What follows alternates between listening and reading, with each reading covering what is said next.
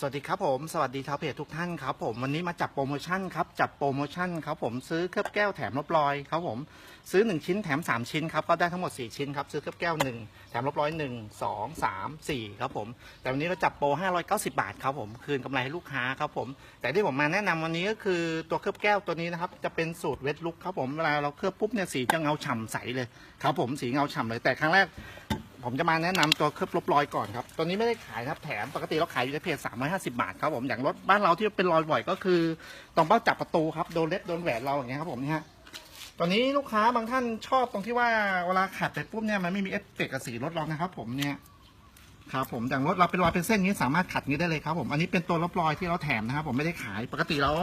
ขาย350 บาทครับผมเนี่ยไปจ้างเขาทีก็หลายตังค์ครับผมแต่เราใช้ตัวนี้ได้เลยพวกยางมะตอยขี้นกครับผมเนี่ยแล้วตัวต่อไปผมจะมาแนะนำวิธีใช้ตัวเคลือบแก้วครับผมตัวเคลือบแก้วจะเป็นตัวนี้ครับของแอมชายครับผม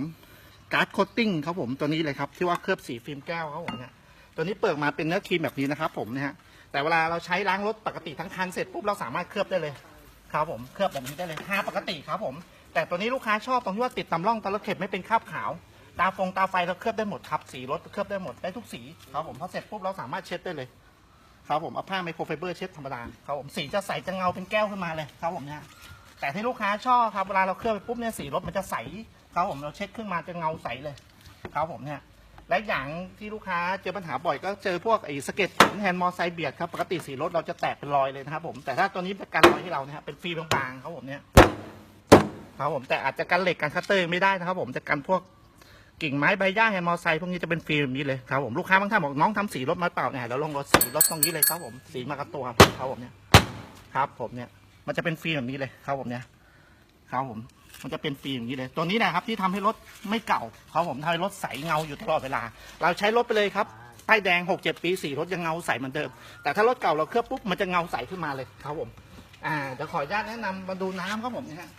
อย่างบางทีรถเราเจอน้ำครับปกติเราแห้งมันชอบเป็นคราบครับผมเนี่ยตัวนี้จะกันรอยกันคราบให้เราเนี่ยครับผมลูกค้าจะชอบนี่เลยล้างรถจะล้างง่ายยิ่งเราเคลือบบ่อยนะครับผมใช้น้ำเปล่าล้างรถสีรถจะสะอาดขึ้นมาเลยไม่ต้องใช้แชมพูล้างรถครับผมสีรถมันจะลื่นจะเงาขึ้นมาเลยครับผมเนี่ย3 เดือนเคลือบครั้งหนึ่งครับไม่ต้องงมบ่อยครับผมบางครั้งลูกค้าเจอปัญหาครับผมเวลาจอดนอกบ้านเวลาเจอแสงแดดครับผมเนี่ยเจอความร้อนครับผมปกติสีรถเราเจอความร้อนสีรถจะด้านครับผมสีรถจะสากด้านเลยแต่ถ้าเราเคลือบตัวนี้ปุ๊บมันจะกันให้เราครับผมเนี่ยครับผมเนี่ยที่เราเห็นเป็นคราบขาวๆเนี่ยเป็นฟิล์มนะครับผมเป็นตัวการ์ดของตัวนี้นะฮะครับผมจะเป็นฟิล์มตัวนี้นะครับผมเนี่ยครับผมความร้อนไม่สามารถทำลายตัวนี้ได้ครับผมจะปกป้องให้เราเลยตัวนี้แหละที่ทำให้รถเราไม่เก่าเขาเรียกตัวบล็อกนัทเกอร์ไม่ให้รถเก่าครับผมเนี่ยเราเจอปัญหาแบบนี้ปุ๊บเราก็ลงได้เลยอย่างรถลูกค้าบางทีเคลือบสีเคลือบแก้วเคลือบกีตันมาแพงๆนะครับผมตัวนี้ฉาบทับได้เลยครับไม่มีเอฟเฟกต์ต่อสีรถเรานะฮะมันจะปกป้องให้เราอีกชั้นหนึ่งครับผมเนี่ยมันจะปกป้องให้เราอีกชั้นหนึ่งครับผมเนี่ยครับผมลูกค้าบางท่านบอกน้องพี่เคยใช้บางยี่ห้อครับผมลงแป๊บเดียวมันเงาครับผมแต่ตอนนี้ล้างรถไม่มีหลุดครับผมฟิล์มมันอยู่เหมือนเดิมครับผมเนี่ยเวลาเจออะไรเบียดพวกนี้ครับผมจะกันให้เรานี่เลยครับผมเนี่ยลูกค้าท่านใดสนใจทักมาได้เลยนะครับผมเนี่ย